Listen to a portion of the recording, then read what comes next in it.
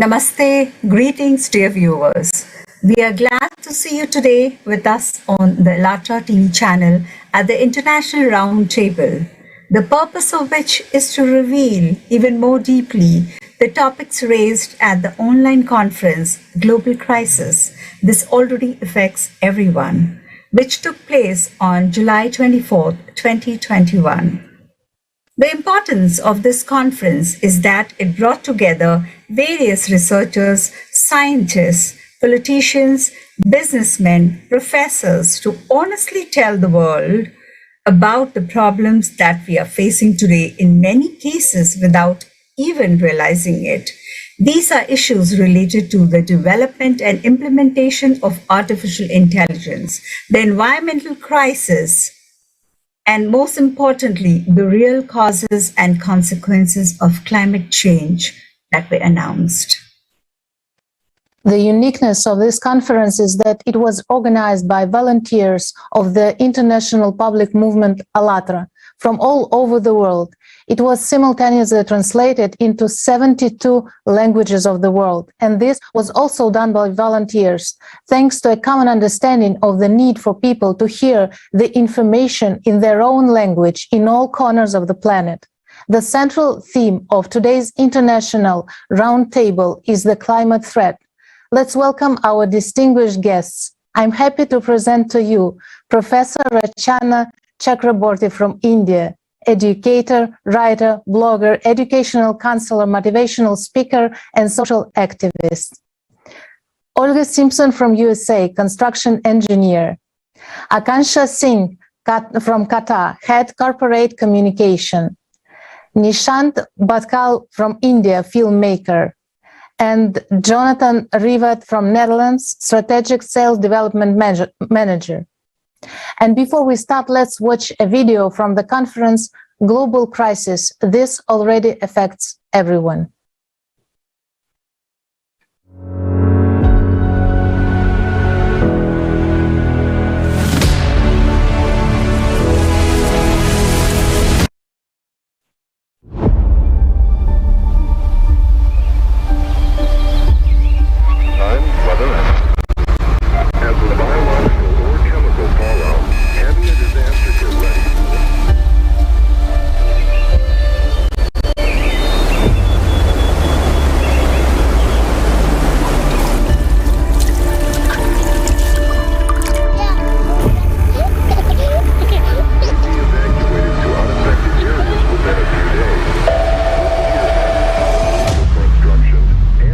Hello, you are fired.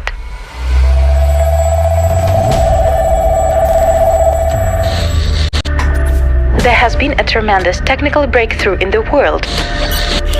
Every day, neural networks are successfully replacing millions of people in all professions. The unemployment rate has reached a critical level. The planet's ecosystem is destroyed. The number of cataclysms is increasing every day. There are no safe areas left on the planet.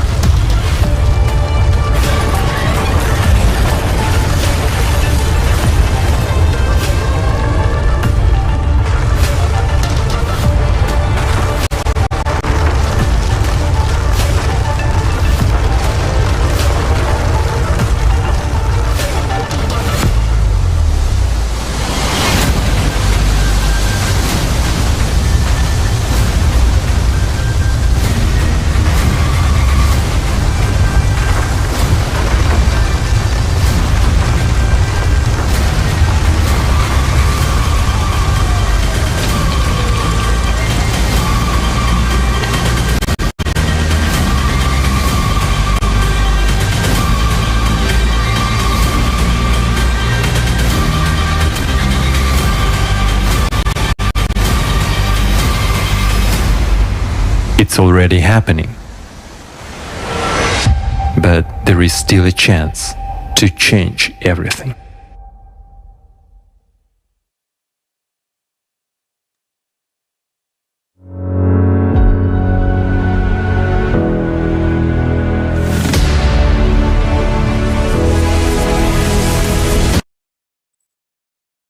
So it is already happening, but still we have a chance to change everything. Vital issues were raised at the conference, and there were questions touched upon that leaves no one indifferent. I would like to ask my first question to Ms. Rachana. Please share your impressions about the conference. What touched you? What information impressed you?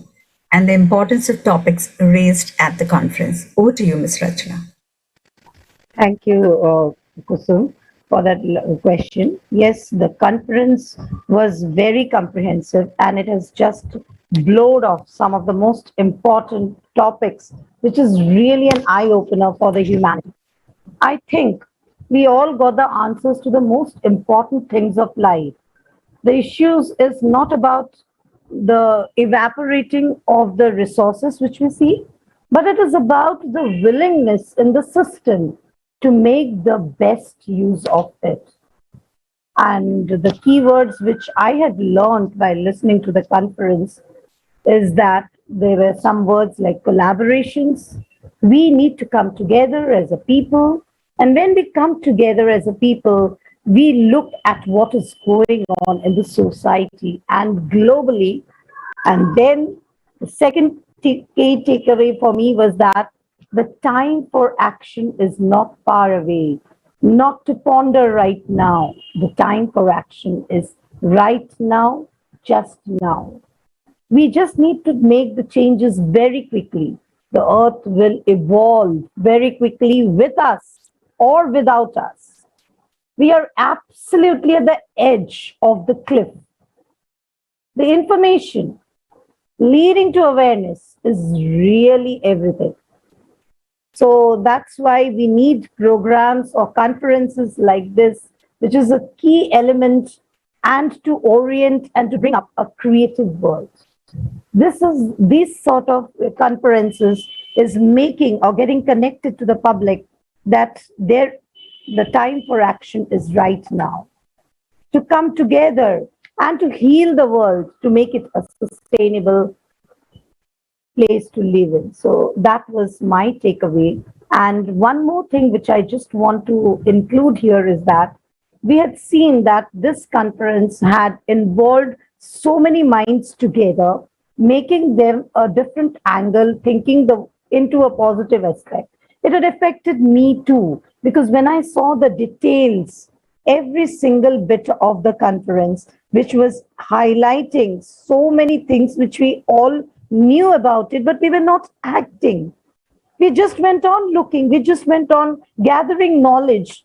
But right now we know that it's the time for action. We need to stand up and raise our voices for this proper cause. So that was my key takeaways from the conference.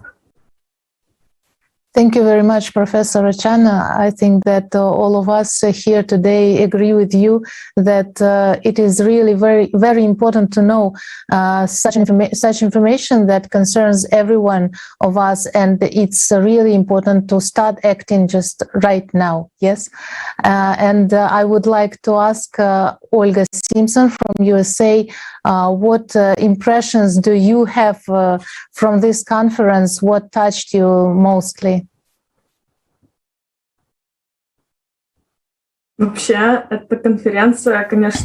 Generally speaking, this conference, you cannot overestimate the importance of this event, how important and essential it is. Because for me, as an ordinary person, it was just a discovery. It was opening of my eyes. For example, when I'm going to a supermarket, I always take in a paper bag, and I've been thinking that this way I preserve our environment. But when at the conference, I heard how many hectares of forests were cut in order to have this use paper bags. I had such a dilemma what to do, what to use, plastic bags or paper bags. I don't know. In either way, I do not preserve the environment. So this in conferences, it is really even indicative for a person, because, for example, if a person is being told that you have to use paper bags instead of plastic bags, you'll be a nice person. If you go and use electric car, you'll help our environment. But this doesn't really solve the problem, and nobody delves deeper. And this conference actually helped people to ask themselves a deeper question and understand themselves what is happening. Of course, the shocking information was plenty of it about the anthropogenic factor, that it doesn't influence climate to such an extent as mass media describe us, and also the core of the Earth, the ozone layer. This whole information, it was just striking. And the most interesting thing is that this conference, it's really shocking, right? It's shocking from many sides, but at the same time, it gives an understanding that we have to act. Just like Chana just said, we don't just have to sit and look. We cannot just pretend that nothing is happening. For example, I'm living in a developed country and sort of everything is fine, but I know that even in my country, in Michigan, in one of my districts, I can see that very often it looks like sort of we have America, well-developed country, but even in America, when you opened a chat and information that people with asthma have to be careful, already warnings are coming that oxygen is not enough. But what do these people have to do? So basically, we have this common problem, global problem, and now we have ring all the bells and really do something. That's why this conference, it is extremely important for all people. Thank you. Absolutely true about that, because there were so many things that has opened each and everyone's eyes. Even for me, there was so much information that I didn't know about, and I was very, very amazed by the information. Thank you so much for sharing this. I go to Ms. Akansha.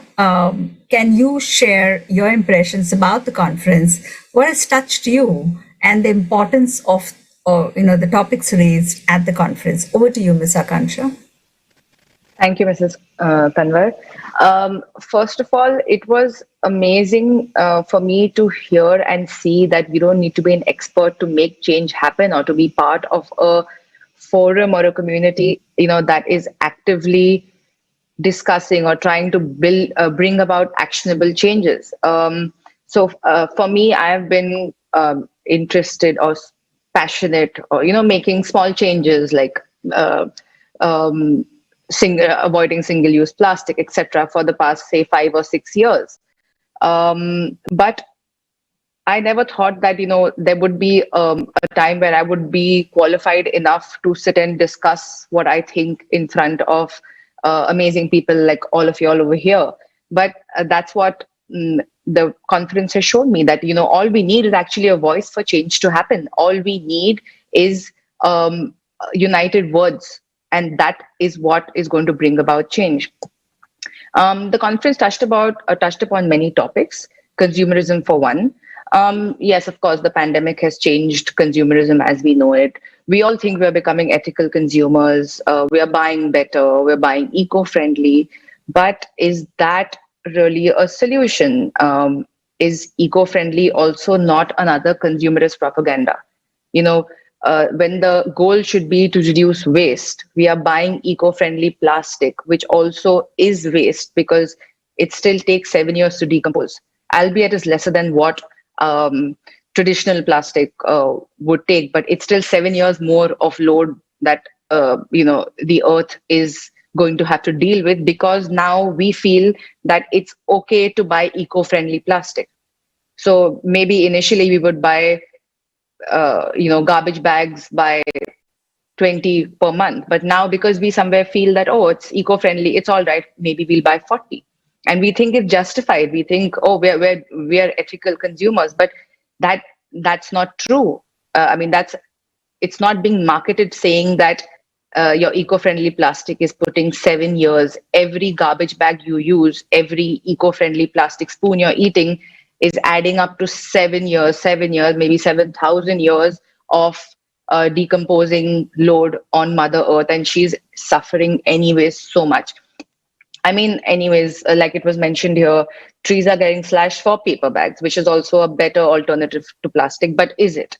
I mean, trees are getting slashed for, anyways, for furniture, for luxury and all of that. And now we're also slashing it for eco-friendly options.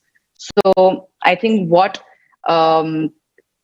kind of broadened my horizon the most, that it's not just us polluting the world that is, kind of causing everything, climate change and all of that. It's sort of a consumerist propaganda that is being pushed into us even today as we try to buy eco-friendly.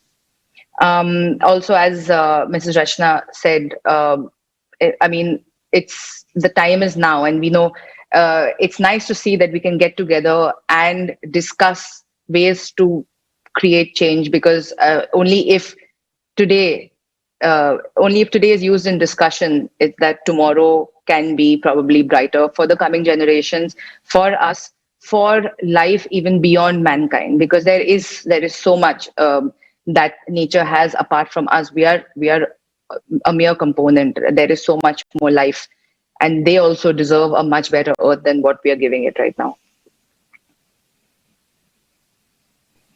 Thank you very much, Ms. Akansha. Your words are very important, I think, for everyone to hear, because, as you said, we sometimes really misinterpret some things. Yes, we just pass the responsibility to other people. And when we know more information, more truthful information, because really this conference reveals many things we didn't know it. And now when we are more aware of it, yes, we can take this responsibility, and we can start with the first step, just start speaking out about these things, telling everyone. And this is really very important. And the truth unites everyone. So I would like also to pass the floor to Mr. Nishat from India. Really very interesting to hear from you. What impressions do you have from this conference, Global Crisis? This already affects everyone. Thank you for having me here. I think what I really I took a lot of inspiration out of it, and I shared it with a lot of my friends. I felt that it was really important to get involved, to think about solutions, to think about ways we can join communities and build communities and kind of protect the earth and all life on earth. And I think it's really interesting how everyone's come together to, spread awareness. And hopefully, we win this battle and we can live on earth for much longer than planned so far. Thank you, Nishant. Yes, when each one of us start thinking about it, that this is our responsibility, I think we can have a better future and a happy earth here. Thank you so much for your views. Can I now request Jonathan to share about what he liked about the conference, and what was the message the conference gave? Thank you. Yes, thanks. Yeah, I mean, for me, this conference was really, I would say, an eye-opener on the scale of this. I would say even this global crisis. It's you can say many global crises, but it's at the end one global crisis. And he also raised the idea of a unity in the crisis, and it means that we need to unite also to face those crises. Something that has been raised during the conference is this idea of the Earth as an organism, and us being part of this organism. And I think that just this idea in itself brings this unity as soon as we understand it, that we are not different countries, we are not just separate from each other. We have this earth that we need to take care of, all of us together. You can think about us as different cells from different organs of this organism if you compare to the countries, but we need to work together, the same that our organs work together to make sure our body is functioning. So I think this analogy is very compelling for everybody to really understand the urgency in which we are right now, and to make sure that Mother Earth is capable of sustaining us rather than just getting rid of us, as it seems that it's going. So I really like that idea, and I think it should resonate a lot into people to really see this global picture, rather than having this fragmented information. Like Olga mentioned, either now we are thinking that everything is down to the people and what we have done, but that's not the case. There is other things that are affecting the earth, and that we need to be ready for it.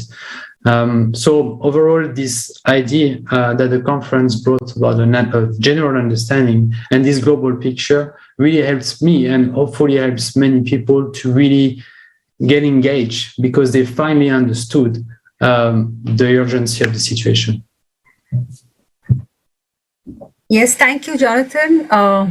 I'm very sure the people, who all have watched this conference, they have understood the urgency of what is happening, and definitely Mother Earth has, the capability of sustaining all of us, and we also have a responsibility to look after her. Now we will watch a video about the garbage.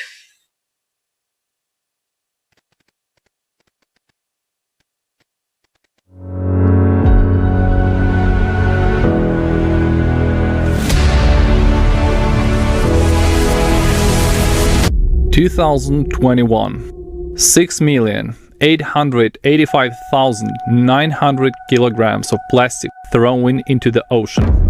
216 billion of kilograms of toxic waste released into the environment.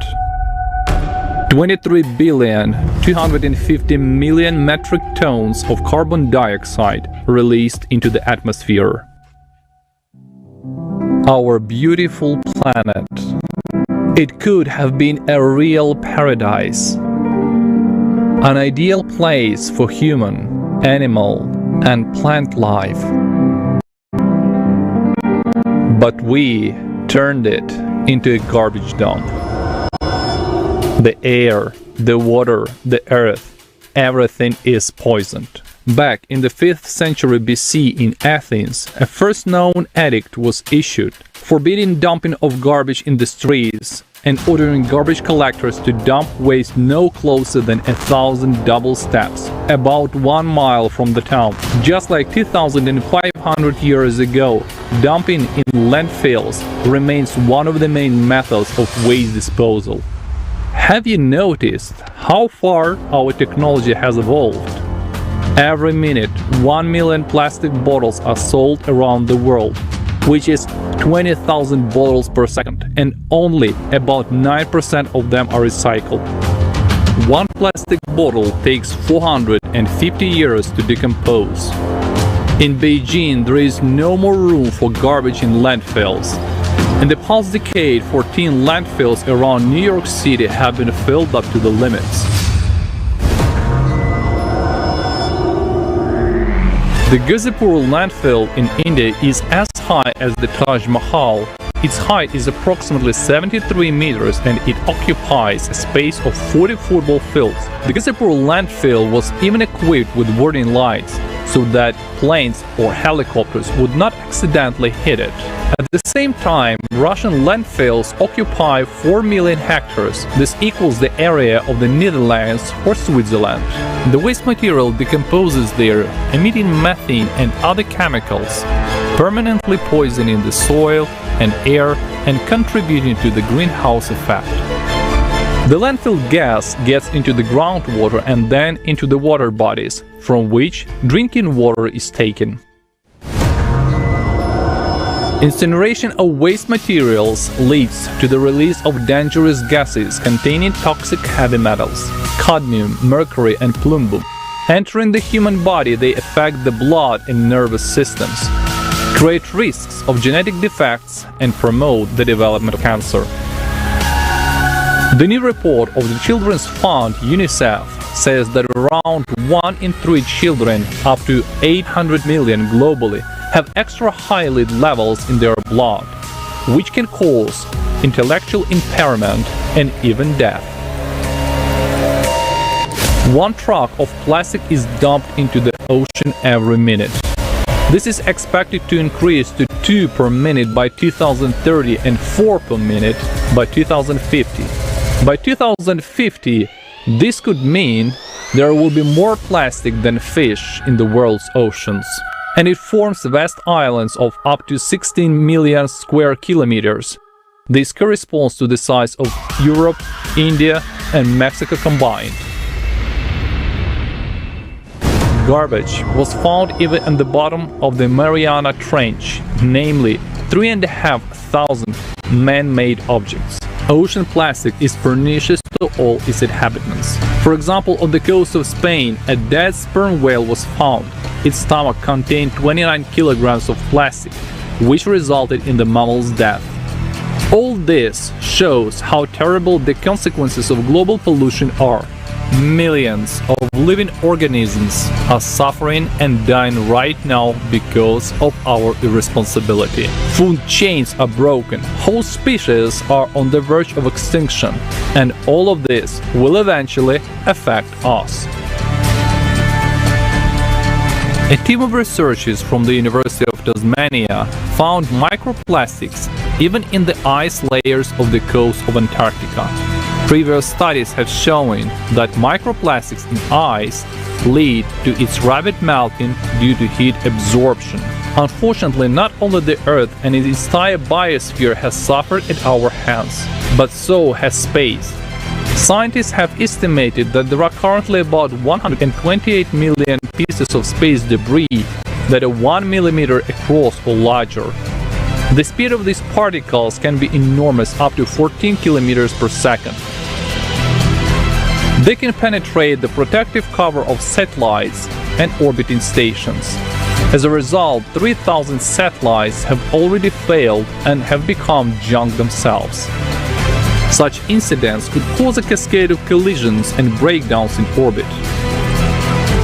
And if that happens to just a few major stations, we risk losing satellite television, the internet, GPS, and mobile communications. Scientists suggest that at some point humans will no longer be able to launch new satellites into orbit and space will be completely closed to us. We sort waste by product type. We implement some of the hardest ocean cleanup projects. But what happens to this raw material in the end? Today, we don't know how to recycle waste without harming the environment. And the rate of reuse is very low because it is not cost-effective for most industries. And at the same time, we have massive oversupply. The largest manufacturers of automobiles, branded clothing, and equipment strive to maintain a high level of demand for their products through constant updates of versions or collections. Producers prefer to store surpluses in warehouses rather than sell them off, as this will lead to price drop and loss of image.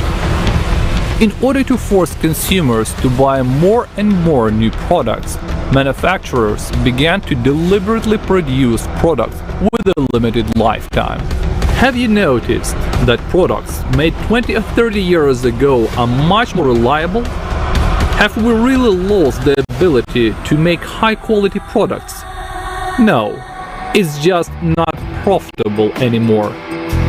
We consume more and more without noticing that soon we'll be buried under our own garbage.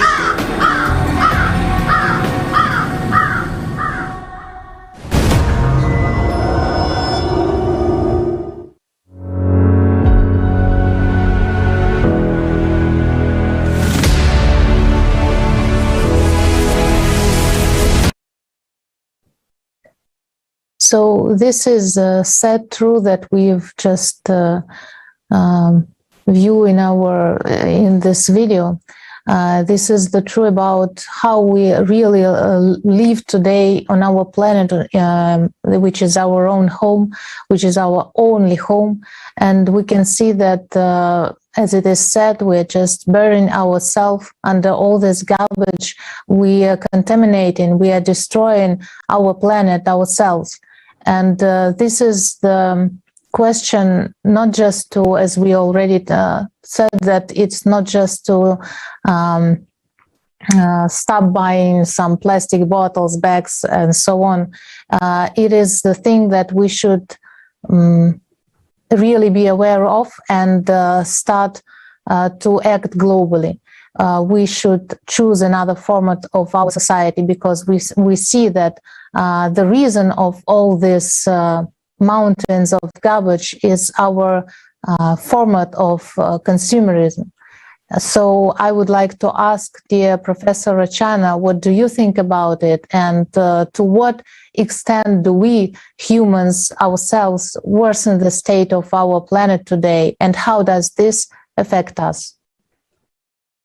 Yes, it is really that we are always conveniently ignoring what is happening all around us. We are being too much convenient about it. As in the last many years, we have seen that we know the solution. We know what is happening around us, but still we have been ignoring the fact that there will be somebody else who will come up and solve the problem. The waste the humans are generating, waste has been, detrimental to our environment for a quick sometime right now. The humans are generating too much of trash, people like us, and we cannot deal with it in a sustainable way. This waste is not only the biodegradable, as we have just now seen, and cannot be properly recycled. It is filling all the ocean, the massive changes which is going around in the water pollution, causing harm to our environment. We have seen all this happening and have been devastated with natural calamities happening in all the countries, not only in India, not only in some selected countries, but it's globally we have seen that there are some climatic disaster which is going on. So even if we are talking about, as Akanksha said, plastic, it's not the plastic. We are just increasing the waste, whether it's biodegradable, whether it's the degradable waste. We have been continuously working together. And as it is in the video just now, we saw that how to increase the consumer products and to bring the economic level to that particular topmost priority. We have been maintaining that status and only increasing the manufacture. We never thought that our world has been suffering from so many problems which we have brought to it, knowingly or unknowingly. There might be around 10 to 15% who are doing this work unknowingly, but there are 80% of the people who are doing it knowingly. We have been knowing what the earth will do, but still our production doesn't stop. And it is this production which is encouraging the consumers to go and buy. Why will the production increase? It is we as individual who is encouraging that. So I feel that what is happening right now, we ourselves need to sit down, question ourselves. And this conference, I think, is an eye-opener for everyone who have been doing things only for their personal benefit, whatever might be their consequence. They have never thought, but this conference is really an eye-opener for everyone. It has brought some goosebumps from inside that our responsibility, we have been shifting it all the time to our neighbors, next door neighbors. We have been trying to put the blame on others and just shield ourselves into a protective world that we are not responsible. I am not using a plastic bag. I am not using a plastic bottle. So I am not responsible. So we just cannot shake it off. it is responsibility for each one of us. Every single individual living in this planet Earth is responsible today, and we need to just act together. Thank you, Ms. Rachana, such profound words, and thank you. We talked and saw this horror and realities, of today, of the society that we live in. We discussed the extremely serious state of climate today and what awaits us tomorrow, and what will we face in a consumer format if we do not change it to a creative society, or we do not, consciously take responsibility, each one of us. Thank you so much. So we want to ask Akansha Singh from Qatar, how does the consumer attitude of people to the earth affect the environment today? And what is the current state of the planet's ecosystem? How important is the harmonious coexistence of man and nature? Over to you, Ms. Akansha. We all know that the global population is rising, it's increasing. And with that, of course, commercialism, urbanization, consumerism is rising rapidly. But there is only so much that the earth can give us, or rather withstand now. So our natural resources are very limited. And as the demand for land, food, wood, everything that we need is growing, it's also depleting many things that were actually gifted to us by Mother Nature. Our ecological footprints are in fact one of the major contributors to climate change. The burning of fossil fuels takes up about 60% of our ecological footprints, and this is what is causing the average global temperature and the Earth's surface temperatures to rise. Now, what is happening with this rise in temperature? We all know we are losing ice. We are experiencing severe, extreme weather changes.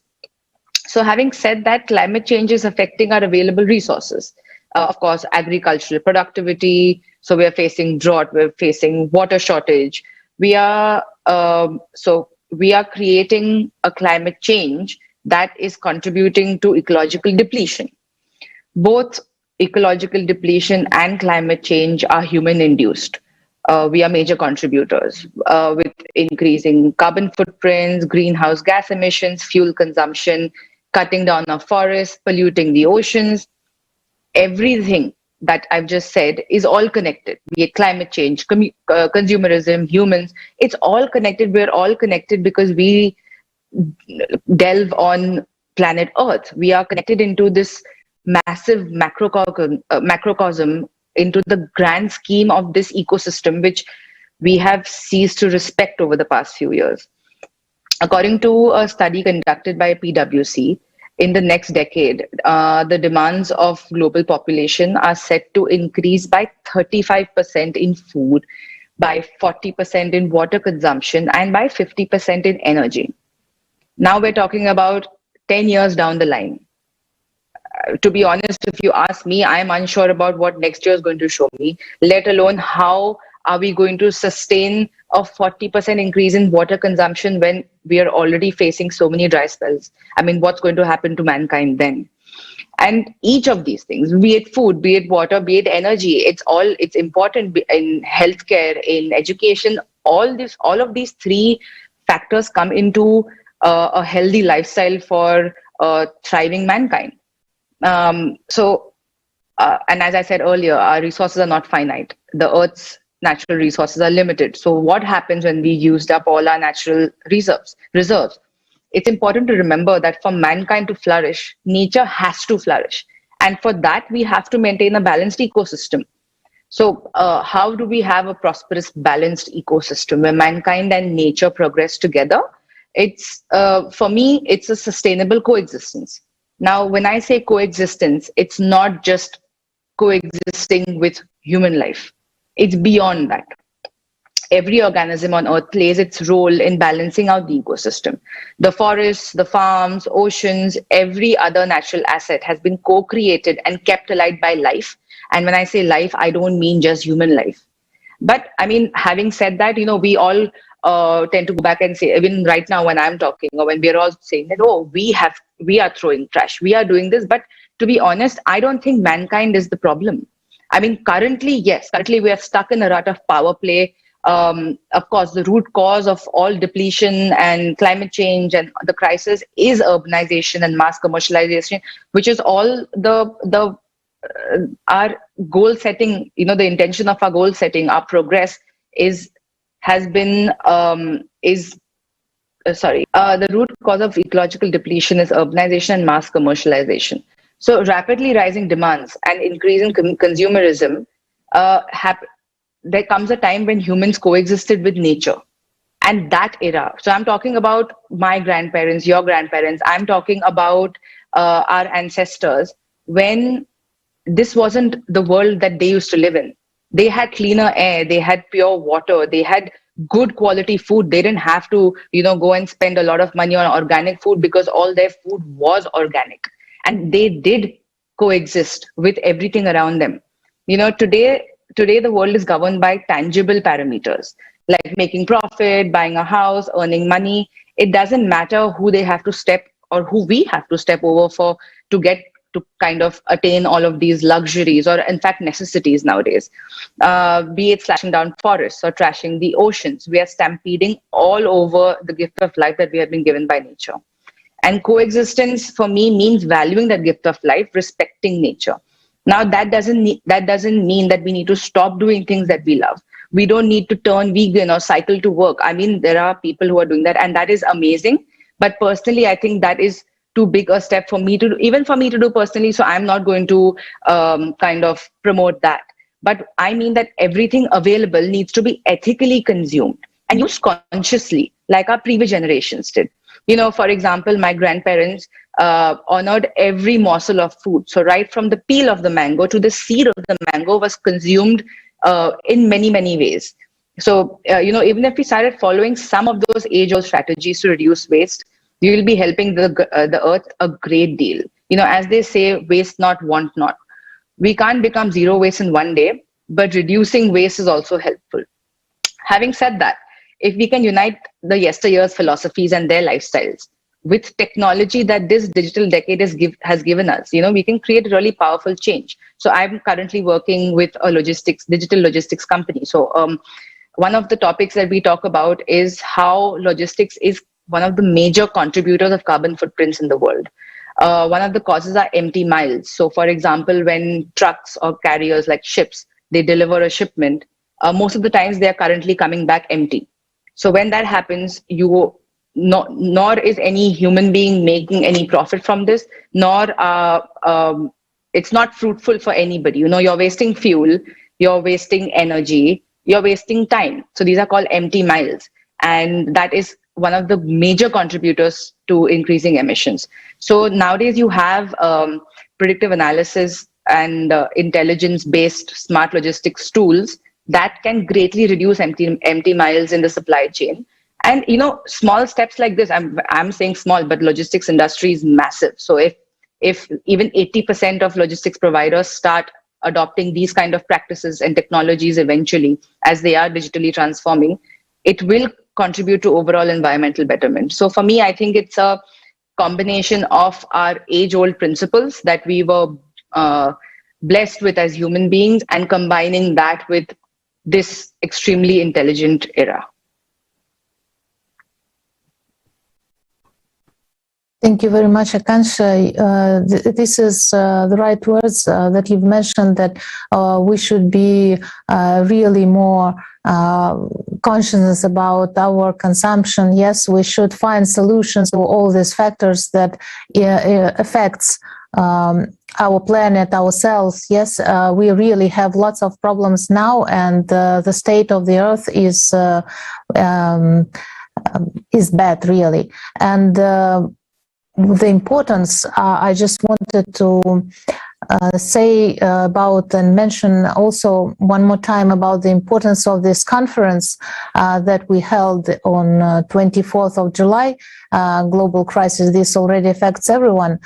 the most important topic of this conference was about the climate change. Yes, so we understand that at least we can today somehow manage and find real solutions about these things that affects our planet and ourselves in the sphere of ecology. But we know that even if we will find now and we will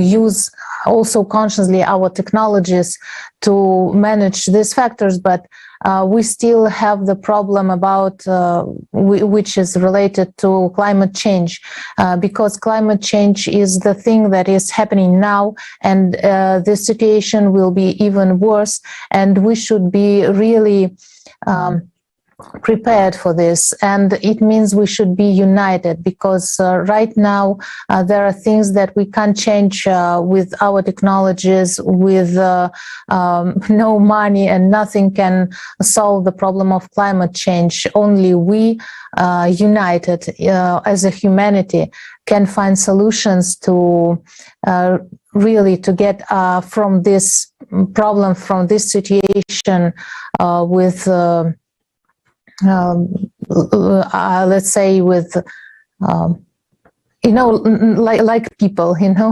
just find the solution all together, and united we can do everything. So I just wanted to ask also here with us Olga from the state of Michigan. Yes, and I wanted to ask you, because we see that we, the people, have significantly worsened the state of our planet. And how is this state of the Earth will meet climate disasters, which in turn are already caused by a cyclical process? And we can already judge the scale of the upcoming disasters right now, because almost every one of us is already seeing an increase of climate change outside the window. We will talk about this in more detail with our guests at the round table and learn about what is happening around the world with the climate. And now, please, Olga, just wanted to ask you, because we know that there are big hurricanes there in Michigan and USA, and tell us more details, por favor, please, what people living in the state are facing now. Thank you. Yes, of course, the anthropogenic factor is fine, but when there is a hurricane and heavy rainfalls, it's like whatever we do, if we stop using some plastic or waste, but hurricanes and rainfalls will not cease. So I would like to say that for 12 years I've been living in Michigan. Of course, over these years, near my house, trees were just cut by the wind, but it was like once. And there are flooding. We have floods, especially highways when they are filled with water. And there are some cities flooded. But this year, even people who lived there for quite a long time, they already see a heavy increase in the number of storms. And this year, the storms are aggravating, and they are happening like all the time. Now I'm in Oklahoma, but now I'm in California, but I came to Michigan, and there are already storm warning. If you saw the conference on the July 24th, right during the conference, there was a warning that if you have a shelter or some basement, you have to hide there underground because there is a heavy storm. But what if you don't have a basement, and if you have children and your house is flooded? Because sometimes there happens when, for example, there are pumps which are pumping out water and drain water, but like when there is no electricity, these drainage systems just don't work, and additional pumping machines cannot cope with this scope of water. The instruction is that you have to go to the basement, but if your basement is flooded, what should you do? Also, I noted we were riding in a car with my mom, and there was a message on the radio.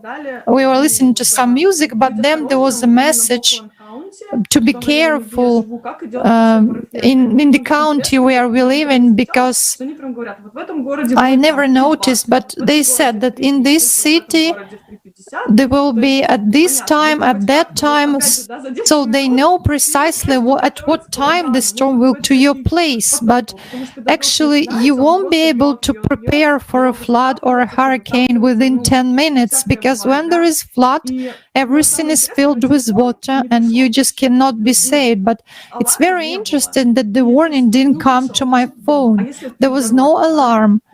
And but what if you are somewhere on the road? You are going somewhere, for example, and you get into big heavy wind. I would say that I have such experience, and that's a terrible thing, especially when there is thunderstorm and lightning. They can really harm a human, they can kill a human. So basically altogether, this, it's like shocking, it's terrible. For example, when there was this heavy hurricane and 500,000 people were left without electricity. But what do you mean without electricity? You have water, but you cannot cook, you cannot get warm. For example, when there is heat, heavy heat outside.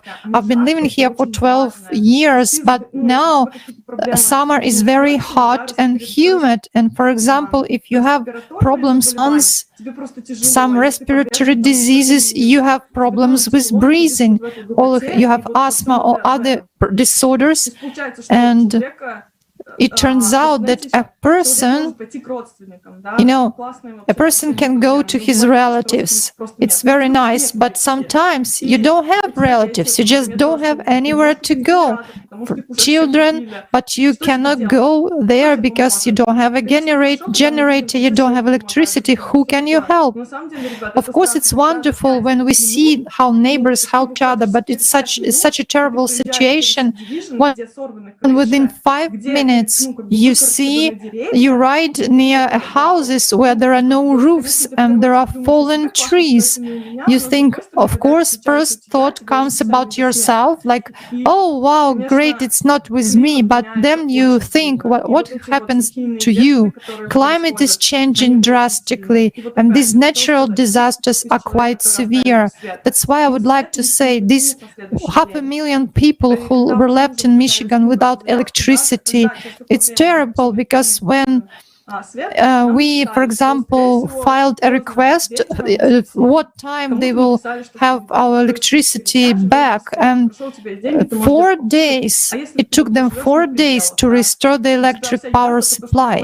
So what if you have only electric stove, you have some food in your refrigerator, but it is spoiled because the refrigerator is not working? So when I was thinking about this, and we are kind of used to some conveniences, but I just imagine myself being a climate refugee, for example. Now I'm troubled with not being able to use refrigerator, drink coffee from the coffee machine. But what if I become a refugee?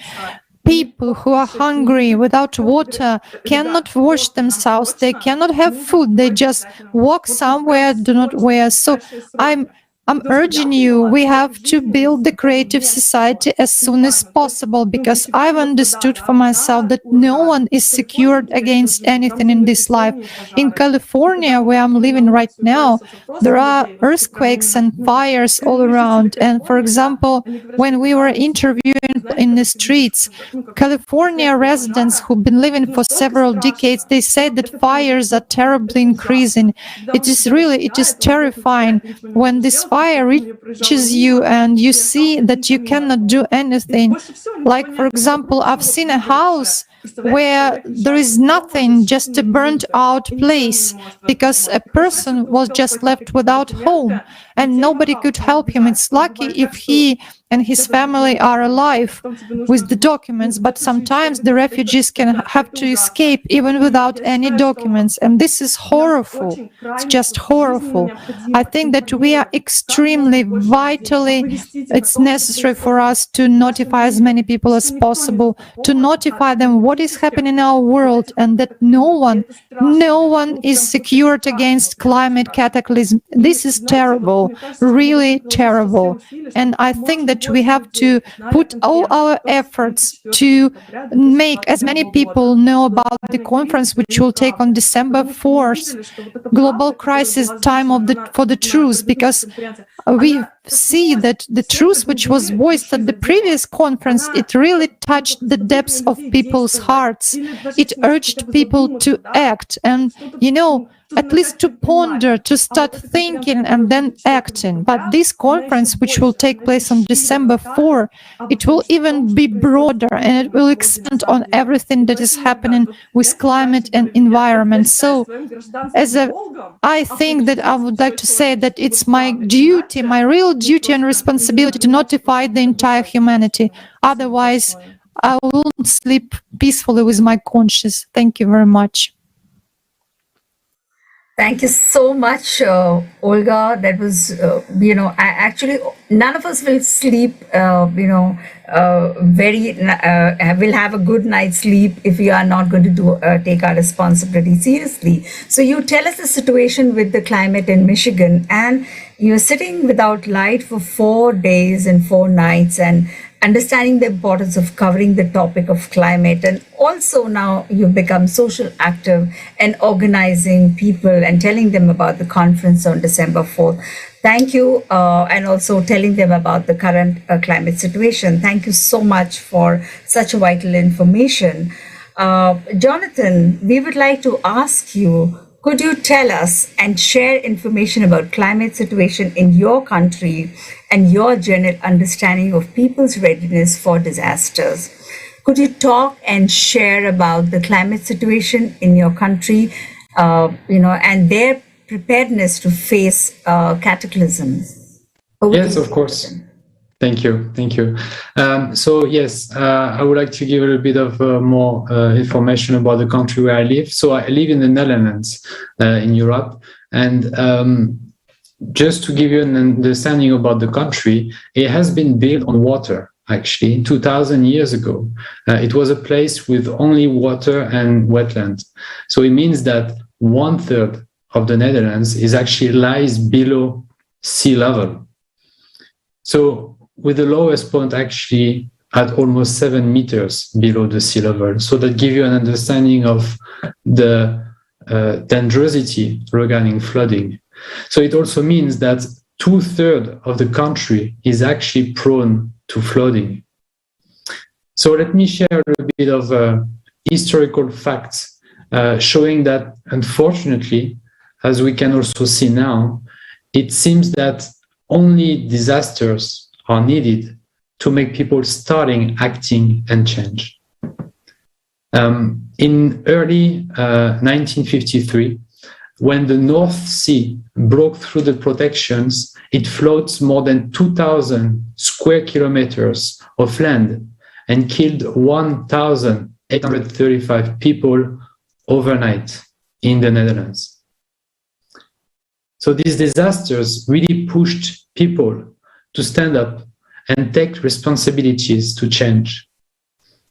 It led to 1992, when the Dutch were able to pass a national flood policy that obligates them to protect people against floods and gave them a governing structure as well as resources. So following another floods, unfortunately, in 1995, it led to the evacuation of 2,500 people in the Netherlands. And that's where they started a brand new program called Room for the Rivers. This measure includes the widening and deepening of the river's channel to give more rooms to the rivers and the capacity to flow.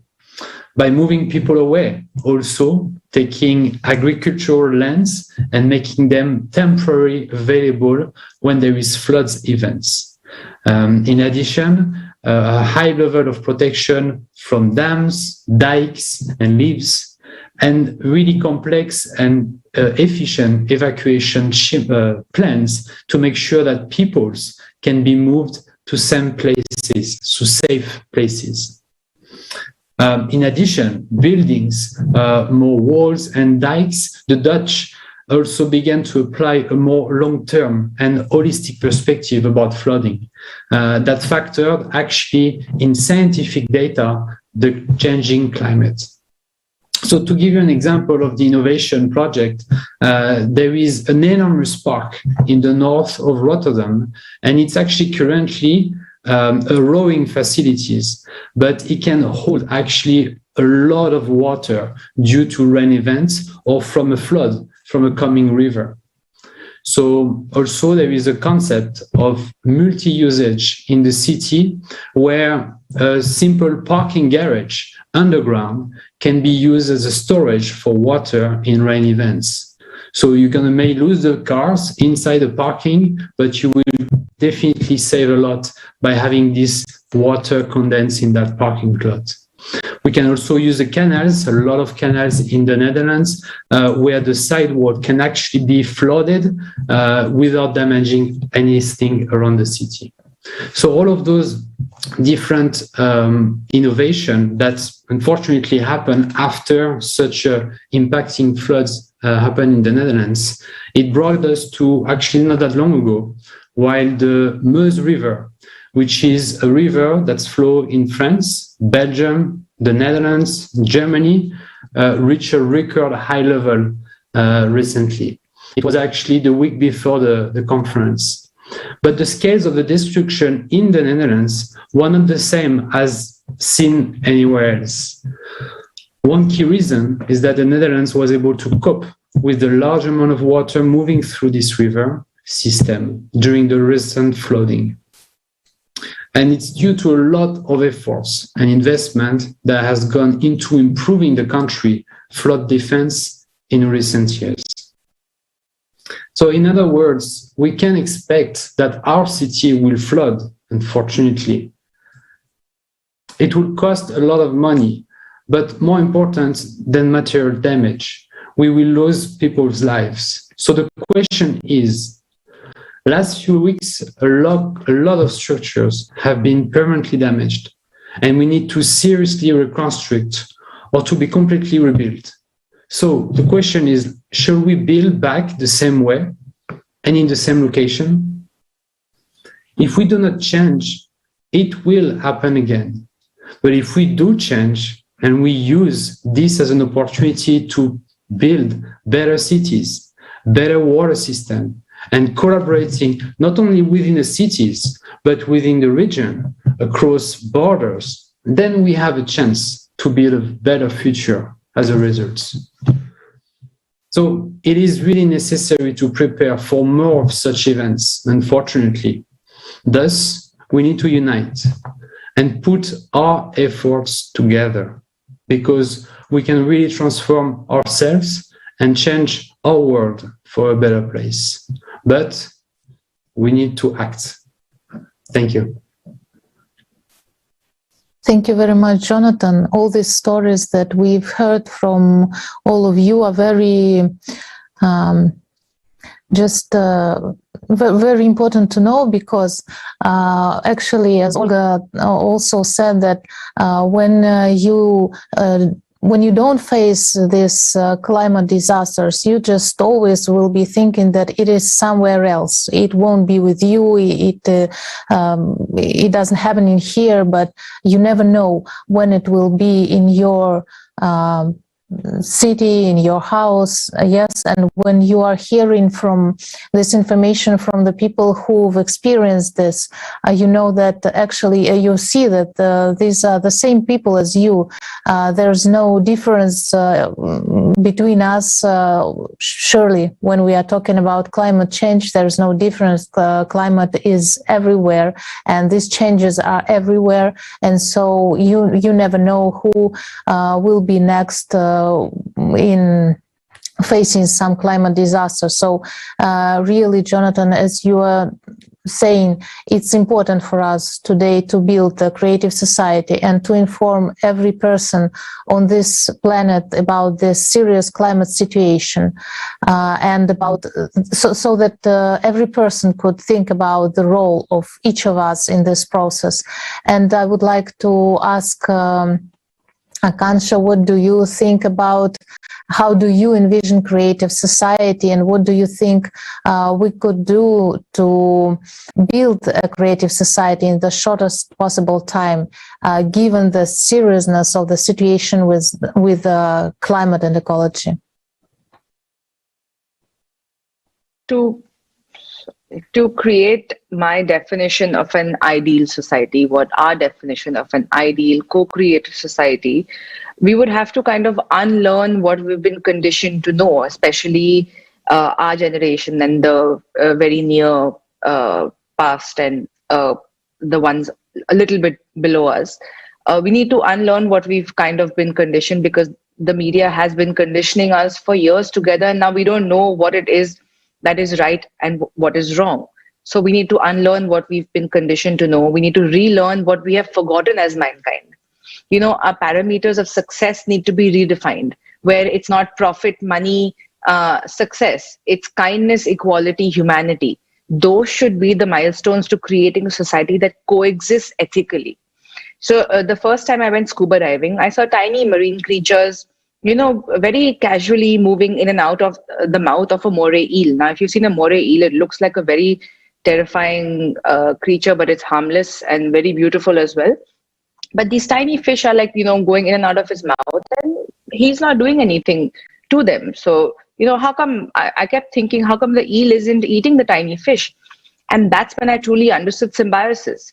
These tiny fish basically clean the eel's mouth, and when the eel gives them shelter from, the eel basically gives them shelter from their predators. So, I mean, they have figured out how to live in such beautiful harmony. And that is the goal. I think living a life of coexistence and symbiosis. And for that, we need to unite. We need to take a stand, and we need to believe that a harmonious life can be achieved if we all come together. Absolutely, so beautiful. It's about sustainability and it's about coexistence. Thank you so much for your, you know, really, you know, a personal experience that you've seen, you know, and you've shared it with us. Thank you so much. So my next question is for Professor Rachna. We know that you conduct a lot of interviews so that as many people as possible learn about creative society. So thank you for this. But there are people who still wonder where to start, you know, what to do. What would you recommend to such people? Ms. Rachna, the floor is all yours. So yes, thank you, Kusum, for that lovely question. Yes, I have been meeting and conducting trying. The main intention was what I have understood. I want others to get into this concept that we need to start right now. We have pondered a lot, we have known a lot, we have studied a lot. Our generation and the future and the past, everyone has been knowing what we have been doing to the environment. We are just moving towards this consumer-based society. So it's now that we need to change. So that is why these interviews have helped a little bit, but you are truly right. What we need to do more to reach out to more people. So I feel reaching out to more people is sharing your stories, your own experience that will correlate with the others. So if we can tell us what we have experienced, what we have undergone, especially right now when we had seen the conference, we had seen several topics which were very, very meticulously pinned out and shown very clearly with the visual aids, which, you know, even a layman can understand what exactly is happening to the universe. We really need to spread out with a form of small medias probably, and I feel the visual effect caters to more public in natural. People wants to see and understand. As this conference had affected a lot of people, including me. I too was unaware of many facts, though we were knowing everything averagely, that this is what is happening globally to the universe.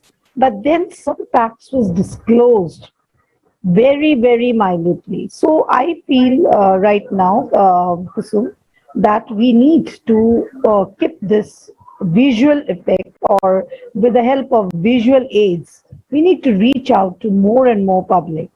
There are medias, of course, it's working out, and people sharing their own experience instead of just giving quotations from books or from news media or anything. It should be a general man talking how they have been suffering with a climatic disaster, the global crisis, the consumeristic ban on them. So the general public should come up and speak, and this will make an impact on the society more. And I feel that this will really bring about a change. Especially nowadays, we have medias working on, like the reels we have seen, the small ones which comes.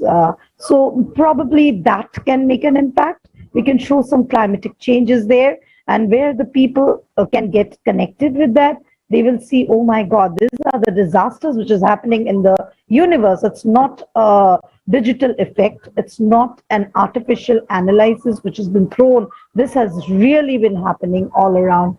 So I think with that aspect, we can reach out to more and more people, and more people can be united to start for action. As I already said, we cannot think, we cannot ponder anymore. It's really right time that we start with acting right now. And this is the prime time that we do it. The worst the world can wreak on me, the worst, that I can make life indifferent, yet whispered, with discontents and dying prayer. I have beheld the whole world. My heart had interest in this life, to be disherent from turn off of my hopes, that nothing now is left, then why then leave on? So we need to put this impact that on the general public, and we, I think, can motivate more and more people and make more and more people aware of the condition in which they are. We cannot shrug ourselves off that we are not responsible. Others are, my neighbors are. I am not doing anything wrong. I am perfect. I'm not using a refrigerator. I'm not using any other thing which is creating the global crisis. So I am not responsible. So this attitude should be changed from the people, that we as individuals, everyone is necessary to join hands together and bring around the change. Thank you so much. Really so profound. So, are we ready to change the format of the society, or do we leave everything as it is? And, if we do that, definitely this is resulting in a global crisis that is coming to us sooner than later. Realizing that inaction is a consent to a consumerist format in which we live, it is now very critical to build a creative society worldwide.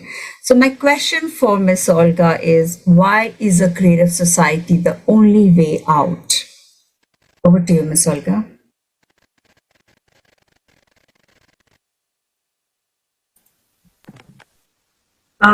Для меня самым главным, знаете, что For me, the main point is in creative society is that human life paramount in the creative society, while in the consumer society, human life versus nothing.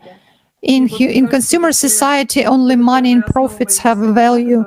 So if this first foundation of the 8 foundations of the creative society will be implemented, because all other 7 foundations are following the first foundation, I think that if this is implemented, then our life will have a totally different meaning. And it's very important to ensure that every person's life on the planet Earth will be the highest value, and nothing is more valuable than life. That is why we must build the creative. You're right that every person here and every person who already united to the project Creative Society feels the same and actually really stands for this first fundament of Creative Society, the value of life. And actually, we can tell when we are talking about how to build a creative society, and we are talking about this first step to inform all the humanity about it. We thinking that we always think that it's a complicated thing, yes, because there are lots of us. But actually, we just don't have time to wait that someone will do it, and we just need to act. We need to talk to each other and need to spread this information, this idea, this the only way out of the crisis we are facing now and we will face further by telling to everyone about the Creative Society. We are that social media that can spread this good news, because Creative Society is good news for everyone, because we always think, oh, okay, well, we now know all the problems we're facing, we are aware of it, and we just need to find the solution, which is very hard, and it is very hard for us to unite, to think all together about it. But we just done this. Yes, we already have this solution, and it is more, it is much simpler. It's simpler for us now to act, to continue this wave of informating the all humanity about the Creative Society. So I would like to ask Jonathan, what do you think? What are the ways to inform about a Creative Society, and what can every person who hears us right now and is ready to act, what can every person do? Yes, thank you. In terms of ways to inform about the Creative Society, I mean, we are in the modern era. We have all of the modern technology, social media. I mean, we cannot even think about a better time in the whole humanity where we can actually do this. So it's quite amazing to think about this and to see how many people can be reached out. Just thinking about the conference, for instance, that it has been translated into 72 languages. That's 72 languages that can be actually presenting that information and being able to understand it. When we compare to everything that you can learn about the situation, you can see how narrow, just in terms of languages, it is. Mostly in English, you can hear about what is happening, but 72 languages is so great how many corners of the earth you can actually reach with that. And together with the social media, that's the great combination. I think more on the ways, it's also in terms of tools, it's also the ways of communicating this message that is very important for us to take in consideration. When we think about the Creative Society, and it has been said that it's almost something that we need to unlearn what we have been taught for so many years. So it's kind of a tricky ways to perceive. So what we need to really do when we talk about the Creative Society, we really need to tell the people what is their benefits into this. They should not think that it's something they have to do. It's something they're doing for themselves. To be honest, I'm a salesperson, and there is this kind of idea of how to sell to somebody. You should not enforce anything on the person. The person should realize that they want your product. And in a way that the Creative Society is the only answer that everybody should be thinking of and everybody should understand, but they should understand it themselves. So it's really up to us to resonate with them, to make them understand that idea of a Creative Society, all of the simple concept around it, and make them start doing something. The second part of the question is about what they can do. And as soon as they reach that point of this surge, this amazement of, wow, that is the answer. It's right in front of me, and to be able to do it. We just need to unite. At some point, it sounds kind of easy, and then you start, okay, but where do I start from? My experience was that I kind of thought, okay, I need to talk to somebody. I need to reach out to somebody to get a little bit more guidelines. There is thousands of volunteers that are already working on this concept of this creative society. And I have to say, out of all my experience, there is no such an organization, and actually here in that case, volunteers, which is not an organization, but a group of people that are reacting so fast as soon as you send them a request. Even you find like somebody on WhatsApp or somebody on Telegram, or you send an email, there is so many ways to reach out to this community, and somebody will pick up their phone, pick up an email, and they will answer to you and already guide you who to talk to, what you can do, what language you're speaking, what action you can do. It's just amazing to see how this organic group is capable of doing, and we can see it through the conferences. So first things to do, if you're willing to do, first, don't miss this opportunity. Consciousness is very good and skilled at erasing every good impulse that you may have one day, and the next day you're going to feel moody, you're going to have something coming your way, and you're going to kind of forget about this idea that you had to join. So if you have that, use it. Reach out to somebody. Somebody will be here to guide you to move forward to the second step. But the first step of reaching out is, I think, the most important one, and maybe the easiest one. So thank you so much. So we all are looking for a global solution, and creative society is the only way that we can reach. So in conclusion, I would like to express my great gratitude to the distinguished guests for today's International Roundtable. That's for your valuable examples, your understanding, your support of creative society. I remind you that today we have gathered as part of the continuation of the online conference, Global Crisis. This already affects everyone, which was held on July 24th, 2021, and was translated into 72 languages of the world. We also thank our dear viewers for your support and participation, for your constructive comments, for your kind words and address to our guests. Today we have again shared with you and with each other the most valuable information that is which is important to everyone, and everyone knows this because the climate will change the life of every person, and we need to unite as soon as possible. Choose a creative path of our development so that technologies that can help us cope with climate threats are used in time and really are the benefit for the people and for each of us and for all of us together. Only together we can cope with any difficulties. Therefore, please share the information with everyone. Tell everyone that you already know about it. Everyone should know the truth. If people stop hiding it, you start actively sharing it. And the idea of a creative society, we will be able to take advantage of our chance for salvation. That's our last chance. Thank you. Thank you, everyone. And dear friends, what you're seeing and hearing now is the result of joint actions of people from 180 countries of the world, people who care about the fate of humanity, our common future. And I would like to remind that this is all done by volunteers, people who have families, children, work, worries, the same problems and dreams as each of you. These are people who have chosen life. But what is important, when we unite, we act not only for ourselves, but for all of us.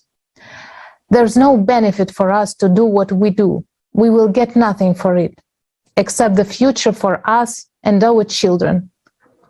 But isn't that the goal of a real person? We, people of different nationalities, views, experiences, habits, once realized that we are all one big family, humanity. that we are responsible for the fate of all mankind, we have decided to live in a creative society, and we will continue to tell the truth until everyone has the opportunity to make a decision. We invite you to a new conference which will be held on December the 4th on 2021, Global Crisis, the time for the truth. There we will reveal the topics of climate and environmental disasters in even more detail. Once again, many thanks to everyone who organized this roundtable. Thank you, Kasum. Thank you, dear guests. To each of you, thank you to the translators, designers, technical team, everyone who makes online broadcasts on ALLATRA TV possible. And today there can be only one difference between people: those who have already joined the construction of a creative society and those who do not yet know about this idea. It is our task to remove this difference. And if you haven't joined the Creative Society project yet, we invite you to watch a short video on how to do it. And we will see you at the next roundtables. Thank you.